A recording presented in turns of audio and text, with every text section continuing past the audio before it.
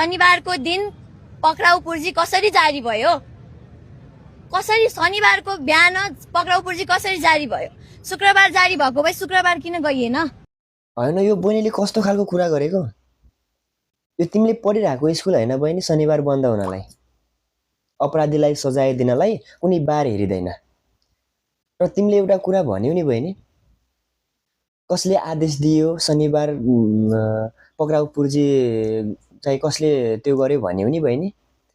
रासोपाको सभापति रवि लामिछानेलाई उनी सुतेकै बेडरुममा गएर रातको 12 बजे 1 बजेतिर उनी सुतेको बेडरुममा गएर अन्तिम इच्छा सोध्ने चाहिँ आदेश कसले दियो?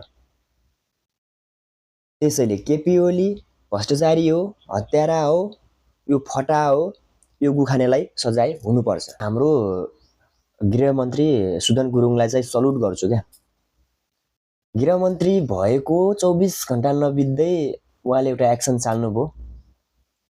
यसमा चाहिँ सुदन गुरुङलाई चाहिँ एकदम सल्युट छ मेरो चाहिँ।